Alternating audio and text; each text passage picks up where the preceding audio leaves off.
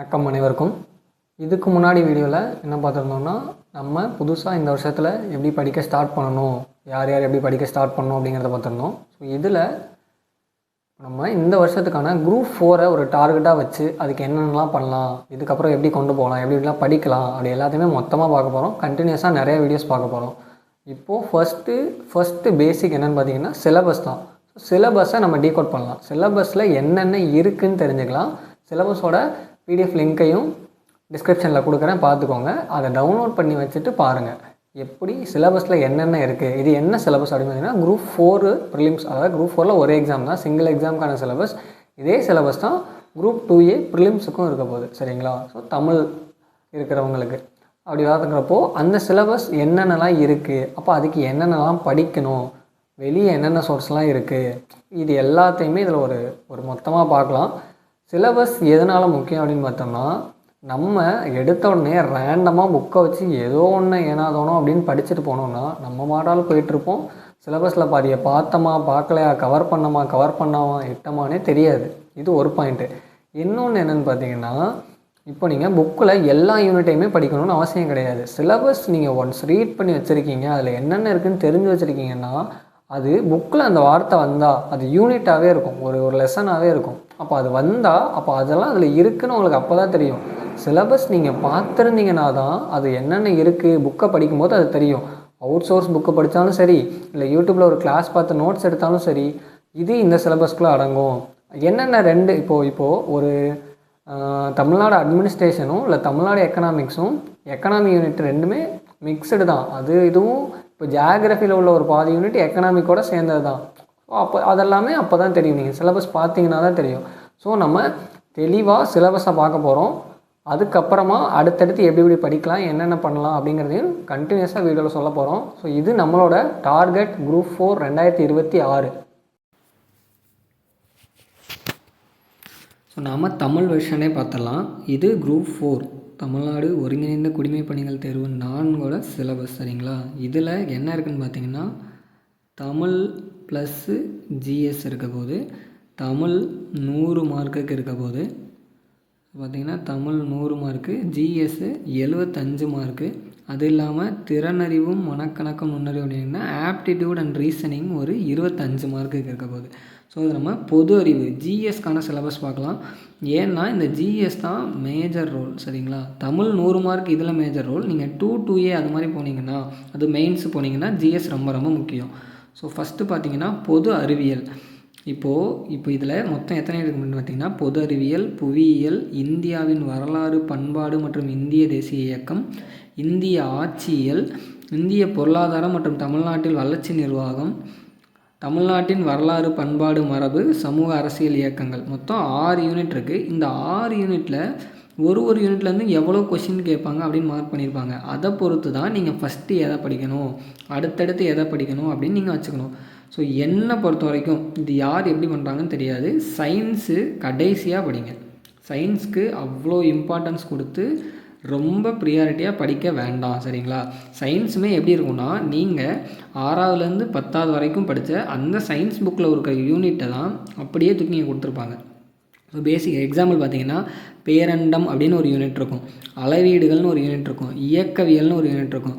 இந்த இதெல்லாமே விசை அழுத்தம், அன்றாட வாழ்வியல், மின்னியல்னு ஒரு யூனிட் இருக்கும், காந்தவியல் இருக்கும், ஒளி அணுக்கரு இயற்பியல், ஸோ தனிமங்கள் சேர்மங்கள், அமிலம் காரம் உப்பு, பூச்சிக்கொல்லிகள், இது எல்லாமே தனித்தனி யூனிட்டாக இருக்கும். இந்த உயிரினங்களின் வகைப்பாடு, மனித நோய்கள், இதில் ரொம்ப இம்பார்ட்டன்ட் அப்படின்னு பார்த்திங்கன்னா இந்த இங்கேருந்து ஆரம்பிக்கிற இந்த உடலியல், ஊட்டச்சத்து, உடல் நலம், சுகாதாரம், இதிலேருந்து இந்த சுற்றுச்சூழல் அறிவியல் வரைக்கும் ரொம்ப இம்பார்ட்டன்ட். அந்த மனித நோய்கள் அது ரிலேட்டடான கொஷின் அதிகமாகவே கேட்டுருவாங்க. இதுக்கு ஒரு வேளை நீங்கள் படிக்க தான் போகிறீங்க, கண்டிப்பாக படித்தே ஆகணும்னு ஆசைப்பட்றீங்க அப்படின்னா, உங்களோட 9th and 10th social science புக்கை ஃபஸ்ட்டு படிங்க. அதுக்கப்புறமா 8th 7th 6th படிக்கலாம். 11th 12th இந்த நோய்கள், சுகாதாரம், உடல் நலம் இந்த யூனிட் மட்டும் தனியாக இருக்கும் சயின்ஸ் புக்கில், அதை மட்டும் படிச்சுக்கோங்க. டிஎன்பிஎஸ்சி பொறுத்த வரைக்கும் இது படித்தாலே போதும், தாராளமாக போதும். அதே மாதிரி சயின்ஸை ஃபஸ்ட்டு ப்ரியாரிட்டி கொடுத்து எடுத்தோன்னே படிக்கக்கூடாது, கடைசி ஆப்ஷனாக தான் படிக்கணும். இதில் வெறும் 5 கொஷின் தான், நல்லா ஞாபகம் வச்சுக்கோங்க. 5 கொஷின் தான். அதனால் இதுக்கு படிக்கிறதுக்கு நிறையா இருக்கும். அதனால நீங்கள் இதை கடைசி ப்ரியாரிட்டியாக வச்சுக்கோங்க. தெளிவாக சொல்லிட்டேன், கடைசி ப்ரியாரிட்டியாக வச்சுக்கோங்க. ஸோ அடுத்தது பாருங்கள், புவியியல். இதுலேயும் 5 கொஷின் தான் சொல்லியிருக்காங்க. இதில் ஸ்கூல் புக்கில் இருந்தும் கேட்பாங்க, ஸ்கூல் புக் இல்லாமல் வெளியே இருந்தும் சில கொஷின் கேட்பாங்க. இதில் முக்கியமாக நீங்கள் ப்ரீவியஸ் இயர் கொஷின் எப்படி கேட்டிருக்காங்க அப்படிங்கிறத தெரிஞ்சுக்கணும். அப்போ இதுக்கு பிஒய்க்யூவை பார்க்குறது ரொம்ப ரொம்ப இம்பார்ட்டன்ட். இதுலேயும் நீங்கள் பார்த்தீங்கன்னா 6th-லேருந்து 10th வரைக்கும் உள்ள ஜியாகிரஃபி புக்கை பார்த்தீங்கன்னா இதில் இருக்கிற யூனிட்லாம் அப்படியே இருக்கும். 11th 12th ஜியாகிரஃபி புக்கு அதில் சில யூனிட்டு அந்தந்த யூனிட் அப்படியே இருக்கும். பாருங்கள், இந்த புவி அமைவிடம் 10th புக் எடுத்துக்கோங்க. ஃபஸ்ட்டு ஜியாகிரஃபியில் என்ன படிக்கணும்னா 10th ஜியாகிரஃபி புக்கு. இந்த யூனிட் அப்படியே வரிசையாக இருக்கும். புவி அமைவிடம், இயற்கை அமைவுகள் ஃபஸ்ட்டு யூனிட்டு, பருவமழை மழைப்பொழிவு வானிலை காலநிலை 2வது யூனிட்டாக இருக்கும், நீர் வளங்கள் தனியாக இருக்கும், ஆறுகள் மண் தனி யூனிட்டாக இருக்கும், வேளாண் முறைகள் ஒரு தனி யூனிட்டு, போக்குவரத்து தகவல் தொடர்பு ஒரு தனி யூனிட்டு, இந்த தமிழ்நாடோட போக்குவரத்து அதெல்லாமே ஒரு தனி யூனிட். சரிங்களா? இந்த பேரிடர் 6th-லேருந்து 10th வரைக்கும் எல்லா புக்லேயும் பேரிடர் யூனிட் இருக்கும். ஸோ சுற்றுச்சூழல், பருவநிலை மாற்றம் இது எல்லாமே நீங்கள் ஃபஸ்ட்டு இதில் என்ன படிக்கணும்னா 10th சோசியல் சயின்ஸ் புக்கில் உள்ள ஜியாகிரஃபி புக்கில் உள்ள எல்லா யூனிட்டையும் தரவாக படித்தோம்னா அது ரொம்ப ரொம்ப இம்பார்ட்டன்ட். அதுக்கப்புறமா 9th 8th 7th 6th படிங்க. 11th 12th என்னென்ன யூனிட் கவர் ஆகிருக்கோ அது மட்டும் படிங்க. இது மேக்ஸிமமாக கவர் பண்ணிடும். 5 மார்க்குக்கு நீங்கள் அவ்வளோதான் படிக்கணும். அது போக நீங்கள் குரூப் 4ன்னு எடுத்துட்டிங்கன்னா நீங்கள் ஸ்கூல் புக்கில் உள்ளதை மட்டும் தரமாக படித்தாலே போதுமானது. இதை தாண்டி நீங்கள் படிக்கணுன்னா பிஒய்க்யூவை பாருங்கள். எக்ஸ்ட்ரா சோர்ஸ் கிடைக்கிறத நீங்கள் வேறு டெஸ்ட்டு போடும்போது உங்களுக்கு கிடைக்கிற கொஷின்ஸை மட்டும் படிங்க. இதுக்குன்னு தனியாக ஒரு புது புக்கை வாங்கி அந்த புக்கை ஃபுல்லாக படிக்கணும்னு நினச்சிங்கன்னா ரொம்ப ரொம்ப கஷ்டம். சரிங்களா? இல்லை நீங்கள் ஒரு இன்ஸ்டியூட்டில் படிக்கணும்னா அந்த இன்ஸ்டியூட் கொடுக்குற மெட்டீரியலை எக்ஸ்ட்ராவாக படிச்சுக்கோங்க, அவ்வளோதான். அடுத்தது பாருங்கள், இந்தியாவின் வரலாறு பண்பாடு தேசிய இயக்கம். இது 2ஆக பிரிக்கலாம். இந்திய வரலாறும் பண்பாடும் ஒன்று, இந்திய தேசிய இயக்கம் ஒன்று. மொத்தம் எத்தனை கொஷின் பார்த்தீங்கன்னா 10 கொஷின். இதில் நீங்கள் ஃபஸ்ட்டு ப்ரியாரிட்டி கொடுக்க வேண்டியது இந்திய தேசிய இயக்கம். சரிங்களா? இதுலையுமே ஃபஸ்ட்டு நீங்கள் எந்த யூனிட்டை ஸ்டார்ட் பண்ணணும் அப்படின்னு பார்த்தீங்கன்னா 10th புக்கில் 5வது யூனிட் ஒரு இந்த சமூக சீர்திருத்த இயக்கங்கள் ஒரு யூனிட் இருக்கும். 5 6 எனக்கு சரியாக தெரியல. அந்த யூனிட்லேருந்து 10வது யூனிட் வரைக்கும் தரமாக ஃபஸ்ட்டு படிக்கணும். சரிங்களா? அடுத்து பார்த்திங்கன்னா 11th ஹிஸ்ட்ரி புக்கில் ஃபஸ்ட்டு வால்யூம் புக்கு ஃபுல்லாகவே படிக்கணும். அது எல்லாத்துலேயுமே இந்திய தேசிய இயக்கம் கவர் ஆயிரும். ஸோ சிலபஸை ஃபஸ்ட்டு பாருங்கள். நான் இந்திய தேசிய இயக்கத்துலேருந்து வரேன். இந்திய தேசிய இங்கே பாருங்கள், தேசிய மறுமலர்ச்சி. இது 12th first unit. 12th history புக்கில் ஃபஸ்ட்டு யூனிட். ஆங்கிலேயர் ஆட்சிக்கு எதிரான தொடக்க கால கிளர்ச்சிகள் வந்துட்டு நிறையா புக்கில் இருக்கும். 10th புக்கில் இருக்கும். ஸோ வேறு 12th ஹிஸ்ட்ரி புக்கில் இருக்கும். இது எல்லாத்தையுமே படிக்கணும். இந்திய தேசிய காங்கிரஸ் 12th ஹிஸ்ட்ரி புக்கில் இருக்கும், படிக்கணும். தலைவர்கள் உருவாதல்னு தனியாக நீங்கள் இதுக்கெல்லாம் நோட்ஸ் எடுத்தும் படிக்கலாம். யூடியூப்பில் நோட்ஸ் எடுத்தும் படிக்கலாம், இல்லை ஏதோ ஒரு இன்ஸ்டியூட் புக் படிக்கிறதும் படிக்கலாம். ஸோ அது எல்லாமே படிக்கலாம். சரிங்களா? அது இல்லாமல் நான் சொன்ன இந்த ஸ்கூல் புக்கில் இந்த யூனிட்டெல்லாம் தரவாக படித்து முடிச்சிருக்கணும். அதுக்கு அப்புறமா நீங்கள் இந்திய வரலாறு பண்பாடு படிங்க. சிந்து சமவெளி நாகரிகம், குப்தர்கள், தில்லி சுல்தான்கள், முகலாயர்கள், மராத்தியர்கள், தென்னிந்திய வரலாறு. இது பார்க்குறதுக்கு ஒரு வரியில் சிலபஸ் முடிஞ்சிட்டாலும் இது பெரிய ரொம்ப பெரிய சிலபஸ். இது 6th-லேருந்து 10th வரைக்கும் உங்கள் சோசியல் சயின்ஸ் புக்லேயும் அங்கங்கே சில யூனிட்டாக சதறி இருக்கும். 12th social science book important. இதுக்கு இந்த first topic 12th social science book important. சரிங்களா? ஸோ அடுத்தது பாருங்கள், இதில் 10 மார்க்கில் இந்த இந்திய தேசிய இயக்கம் ரொம்ப இம்பார்ட்டண்ட். அடுத்தது பாருங்கள், இந்திய ஆட்சியல். இதில் 15 கொஷின். இந்த யூனிட்டை இதை தரமாக படிக்கிறது உங்களோட கடமை. 15 கொஷினுக்கு 14 மார்க்கு கூட நம்ம இதில் எடுக்க முடியும். ஸோ இது இந்தியன் பாலிட்டின்னு சொல்லுவாங்க. பாலிட்டி ரொம்ப இம்பார்ட்டன்ட். நீங்கள் படிக்க ஸ்டார்ட் பண்ணிங்கன்னா பாலிட்டியை ஃபஸ்ட்டு படிக்க வேணால் ஸ்டார்ட் பண்ணுங்கள். இதில் தான் நீங்கள் படிக்கிறது அப்படியே வர்றதுக்கான சாத்தியக்கூறுகள் ரொம்ப அதிகம். ஸோ இதில் பார்த்தீங்கன்னா நீங்கள் உங்கள்கிட்ட நீங்கள் லக்ஷ்மிகாந்த்னு ஒரு புக் இருக்குது, இங்கிலீஷ் மீடியமாக இருந்தீங்கன்னா அந்த புக்கில் படிங்க. இதில் இருக்கிற என்னென்ன டாபிக் கவர் ஆகிருக்கோ அதெல்லாம் படிங்க.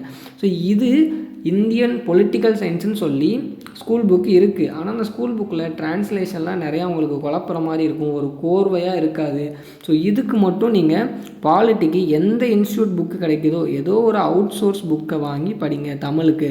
சரிங்களா? அவங்க இந்த ஆர்டர் படி கரெக்டாக எடுத்து வச்சுருப்பாங்க. அந்தந்த டாபிக் மட்டும் படித்தா போதும். எந்த இன்ஸ்டியூட் புக்கு போனாலும் அவங்க இதை தான் வச்சுருப்பாங்க. எல்லாருமே லக்ஷ்மிகாந்த் புக்கை டிரான்ஸ்லேட் பண்ணி தான் வச்சுருப்பாங்க. அதனால் இன்ஸ்டியூட் புக்கை நினச்சி கவலைப்படாதீங்க. ஏதோ ஒரு அவுட் சோர்ஸ் புக்கு இதுக்கு மட்டும் வாங்கி படிங்க. School book 11th and 12th இருக்குது, பொலிட்டிக்கல் சயின்ஸ் புக்கு. அந்த புக்கை நீங்கள் படிக்கிறதுனால படிக்கலாம். அதில் அண்டர்ஸ்டாண்டிங் கொஞ்சம் கஷ்டமாக இருக்கும். அந்த அவுட் சோர்ஸ் புக்குன்னு பார்த்தீங்கன்னா அதில் ஒரு கோர்வை இருக்கும், வரிசையாக கோர்வையாக இருக்கும். அதே மாதிரி இது ஒருத்தர் சொல்லி கொடுத்து படித்தா தான் உங்களுக்கு புரியும். நீங்கள் ஜென்ரலாக போயிட்டு நானே படிச்சுப்பேன்னு சொல்லி இந்த டாப்பிக்கை படிச்சிங்கன்னா உங்களுக்கு புரியறது கஷ்டம். இதே யூடியூப்பில் ஏதாச்சும் கிளாஸஸ் வீடியோஸ் பாருங்கள், இதை ஒருத்தர் சொல்லி கொடுத்து உங்களுக்கு படித்தா தான் புரியும். ஸோ அதை நல்லா தெளிவாக ஞாபகம் வச்சுக்கோங்க. யாராச்சும் ஒருத்தர் உங்களுக்கு இதை சொல்லி கொடுக்கணும். ஏன்னா இதில் நிறையா விஷயங்கள் இருக்குது. ஸோ அடுத்தது பாருங்கள், 15 கொஷின். இது ரொம்ப ரொம்ப இம்பார்ட்டண்ட். அடுத்தது பாருங்கள், இந்திய பொருளாதாரம் மற்றும் தமிழ்நாட்டின் வளர்ச்சி நிர்வாகம் சொல்லியிருக்காங்க. இதில் பார்த்தீங்கன்னா 11th எக்கனாமிக்ஸ் புக்கில் 7லேருந்து 11வது யூனிட் வரைக்கும், 7, 8, 9, 10, 11 அந்த யூனிட்டு. அதே மாதிரி 12th எக்கனாமிக்ஸ் புக் இருக்குது, அதில் ஒரு 6 to 7 யூனிட் வரும். நீங்கள் இந்த சிலபஸை பார்த்தீங்கனாலே அது அங்கேயே இருக்கும். திட்டங்கள் அப்படிங்கிறது அங்கே இருக்கும், வங்கியியல், நிதியியல் அப்படிங்கிறது அங்கங்கே இருக்கும், அந்த யூனிட் மட்டும். அடுத்தது பார்த்திங்கன்னா 6th-லேருந்து 10th வரைக்கும் உள்ள எக்கனாமிக்ஸ் டாபிக், உங்கள் சோசியல் சயின்ஸ் புக்கில் உள்ள எக்கனாமிக்ஸ் டாபிக் படிக்கணும். அது இல்லாமல் இந்த தமிழ்நாட்டு வளர்ச்சி நிர்வாகம் ரொம்ப ரொம்ப இம்பார்ட்டண்ட். இதில் நீங்கள் படிக்க வேண்டியது கரண்ட் அஃபேர்ஸ்.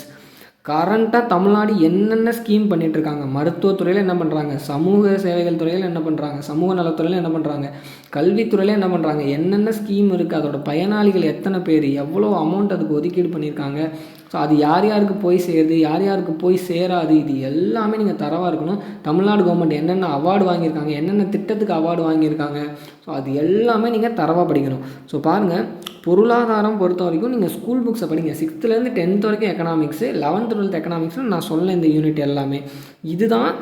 அதே மாதிரி நீங்கள் ஜியாகிரபிக்கில் படித்ததும் இங்கே ரிப்பீட் ஆகும். தமிழ்நாடு எக்கனாமிக்ஸை நீங்கள் தமிழ்நாடு ஜியாகிரபியில் படித்ததும் தமிழ்நாடு எக்கனாமிக்ஸில் ரிஃப்ளெக்ட் ஆகும். ஸோ அது எல்லாமே இதில் படிக்க வேண்டியது. இந்த யூனிட்டுக்கு எவ்வளோ மார்க் கொடுத்துருக்காங்கன்னா 20 மார்க்கு.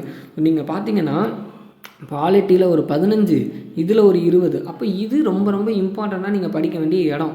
குரூப் 4 நீங்கள் முடிவெடுத்தீங்கன்னா ஸ்கூல் புக்கை ஃபுல்லாக இந்த கவர் ஆகிறத ஃபுல்லாக நீங்கள் அப்படியே தரமாக படிக்கலாம். சரிங்களா? ஸோ அடுத்தது பாருங்கள், தமிழ்நாட்டின் வரலாறு பண்பாடு. ஸோ இதுலேயுமே 2ஆக பிரிக்கலாம். அரசியல் இயக்கங்கள், சமூக அரசியல் இயக்கங்கள் ஒன்று, தமிழ்நாட்டின் வரலாறு பண்பாடு ஒன்று. ஸோ இது பார்த்திங்கன்னா இதை படிக்கும்போது இதை ஃபஸ்ட்டு ஸ்டார்ட் பண்ணுங்கள். விடுதலை போராட்டத்தில் தமிழ்நாட்டின் பங்கு, நீங்கள் ஆல்ரெடி ஐயனமுக்கு சொல்லியிருந்தாங்களே, அது எல்லாமே இதில் கவர் ஆகிடும். ஆங்கிலேயருக்கு எதிரான தொடக்க கால கிளர்ச்சிகள், விடுதலை போராட்டத்தில் பெண்களின் பங்கு, இந்த பெண்களின் பங்கு டாபிக் எல்லாமே ஸ்கூல் புக்கில் இருக்காது. இதுக்கு நீங்கள் தனியாக வெளியே தான் படிக்கணும். ஏதோ ஒரு நோட்ஸ் ஏதோ வாங்கி படிங்க. யூடியூப்பில் நிறைய கிளாஸஸ் இருக்கும், இல்லை ஒரு ஆன்லைன் கிளாஸ் ஏதாச்சும் வந்து பார்த்திங்கன்னா கிடைக்கும். தமிழ்நாட்டின் பல்வேறு சீர்திருத்தவாதிகள், சீர்திருத்த இயக்கங்கள், இதுக்கு உங்களுக்கு சூப்பராக நோட்ஸ் இருக்கணும். என்கிட்ட கூட என்னோடய நோட்ஸ் இருக்கும். நான் என்னால் முடிஞ்சால் நான் அடுத்தடுத்த வீடியோவில் கண்டிப்பாக ஷேர் பண்ணுறேன், அதை படிங்க, ட்ரை பண்ணுங்கள். ஆனால் இதுக்கு நீங்கள் எவ்வளோ அதிகமாக நோட்ஸ் எடுக்கணுமோ அவ்வளோ அதிகமாக நல்லது. இதில் டிஎன் கெரியர் சர்வீஸ் நீங்கள் பார்த்துருக்கீங்களா? அந்த வெப்சைட்டில் தமிழ்நாடு அந்த வேலைவாய்ப்புத்துறை வெப்சைட்டில் ஒரு பிடிஎஃப் ரிலீஸ் பண்ணியிருப்பாங்க. அந்த பிடிஎஃப்பில் நிறையா வேல்யூபிள் பாயிண்ட் இருக்கும். ஸோ அப்போ அதையும் நீங்கள் படித்து வச்சுக்கணும். அது இதுக்கு ரொம்ப ரொம்ப இம்பார்ட்டண்ட்டாக யூஸ் ஆகும். இதுக்கு முன்னாடி என்ன இருக்குதுன்னு பார்த்தீங்கன்னா, தொல்லியல் கண்டுபிடிப்புகள். இப்போது கீழடி இருக்குது, கீழடியில் ஒரு அருங்காட்சியகம் கொண்டு வந்திருக்காங்க. அது மாதிரி அடுத்தது பார்த்திங்கன்னா இது மாதிரி ஒரு இடமா எல்லா இடத்துலையுமே என்னென்ன கண்டுபிடிப்பு, தொல்லியல் கண்டுபிடிப்பு பண்ணுறாங்க, அது ரிலேட்டடான கொஸ்டின். இந்த சங்க காலம் முதல் இக்காலம் வரையிலான தமிழ் இலக்கியம் ரொம்ப ரொம்ப இம்பார்ட்டண்ட். அது நீங்கள் இது வரைக்கும் ஸ்கூல் புக்கில் படிச்சுவீங்களா? 8 தொகை 10 பாட்டு, அந்த நூலோட விளக்கம், அந்த நூல் யார் எழுதுனது, எந்த நூற்றாண்டு, அதோட சிறப்பு பெயர் என்ன, இது மாதிரி எல்லாத்தையுமே படிச்சிருப்பீங்க. அது உங்களோட எல்லா தமிழ் ஸ்கூல் புக்லேயும் கவர் ஆகிருக்கும். அது நீங்கள் அந்த பொதுவாக அந்த ஸ்கூல் புக்கில் கவர் ஆகிற எல்லாமே இதுக்கு எக்ஸ்ட்ரா சோர்ஸ் கிடைச்சாலும் வாங்கி படிக்கலாம். திருக்குறள் அவங்க ஒரு குறிப்பிட்ட ஒரு 20 அதிகாரத்தை கொடுத்துருப்பாங்க. அந்த அதிகாரம் அது இல்லாமல் ஸ்கூல் புக்கில் 6th-லேருந்து 12th வரைக்கும் உள்ள எல்லா திருக்குறளும் அதோட பொருளோட அதில் என்ன மாதிரி கொஷின் கேட்கலாம் அப்படிங்கிறத எல்லாத்தையுமே பார்த்து வச்சுக்கணும். இதுக்கு நீங்கள் பிஒய்க்யூ பார்த்தீங்கன்னா திருக்குறள் கொஷின் என்ன மாதிரி கேட்குறாங்க அப்படின்னு ஒரு ஐடியா கிடைக்கும். அதை வச்சு தான் நீங்கள் திருக்குறளை படிக்கணும். திருக்குறளை எப்படி படிக்கணும், அது என்ன மாதிரி கொஷின் கேட்பாங்கன்னே நம்ம தனியாக ஒரு வீடியோ போடலாம். ஸோ ஆனால் நீங்கள் இந்த 6th to 12th திருக்குறள், அப்புறம் அவங்க கொடுத்துருக்க அந்த 20 அதிகாரத்தில் உள்ள திருக்குறளில் நல்லா படித்து வச்சுருக்க வேண்டியது இம்பார்ட்டன்ட். இந்த சங்க காலம் முதல் இக்காலம் நீங்கள் படிக்கிறது, தமிழ் நீங்கள் இலக்கியம் படிக்கும்போது அதெல்லாமே நிறையா கவர் ஆயிரும். ஸோ தொல்லியல் கண்டுபிடிப்புகள் தனியாக தான் படிக்கணும். அது ஆன்லைனில் நிறையா நோட்ஸ் எடுத்து படிக்கலாம். ஸோ இது பாருங்கள், இதுதான் மொத்தம்.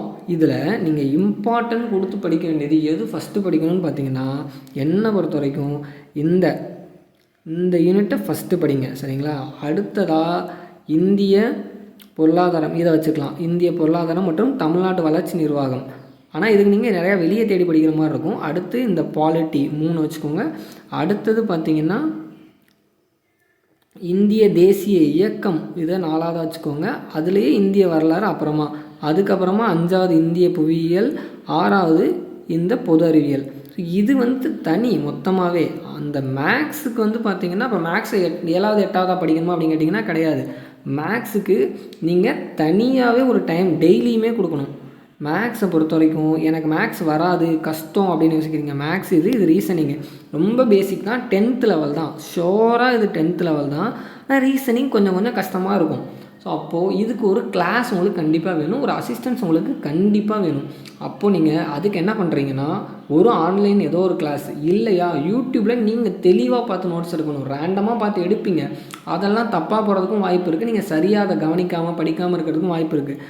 இப்போது டிஎன்பிசிக்குன்னே ஸ்பெஷலாக ஆர்எஸ் அகர்வால் புக்கு, ஒரு மேக்ஸ் புக்கு, ரீசனிங் புக்கு வெளியிடுறாங்க. அந்த புக்கை வாங்கி வச்சுக்கோங்க. அந்த புக்கை வாங்கி அதை ஒர்க் அவுட் பண்ணி பாருங்கள். ஆனால் நீங்கள் எப்படி ஒர்க் அவுட் பண்ணணும்னு தெரிஞ்சுக்கிறது நீங்கள் யூடியூப்பில் பார்த்து ஏதோ ஒரு கிளாஸோ இல்லை நீங்கள் ஒரு ஆஃப்லைன் கிளாஸ் போயோ இப்படி தான் தெரிஞ்சுக்க முடியும். ஸோ இதுக்கு என்னை பொறுத்த வரைக்கும் சஜஷன், கிளாஸ் ரொம்ப இம்பார்ட்டன்ட். ஒருத்தர் கற்றுக் கொடுத்து அதுக்கப்புறமா நீங்கள் ப்ராக்டிஸ் பண்ணுறது தான் ரொம்ப நல்லது. ஸோ அதை ப்ரிஃபர் பண்ணுறதுக்கு முடிஞ்ச அளவுக்கு ட்ரை பண்ணுறேங்க. என்னால் பே பண்ணி கிளாஸ் போக முடியாதுன்னு நினச்சிங்கன்னா யூடியூப்பில் கிளாஸஸ் பாருங்கள். நிறையா பேர் ஃப்ரீ வீடியோஸ் போட்டிருக்காங்க. அது எல்லாத்தையுமே பாருங்கள். எந்த சேனலில் பார்க்கணுன்னு கேட்காதீங்க, ஏதோ ஒரு சேனல் உங்களுக்கு எந்த சேனல் ஃப்ரீயாக கிடைக்குதோ பாருங்கள், சரிங்களா?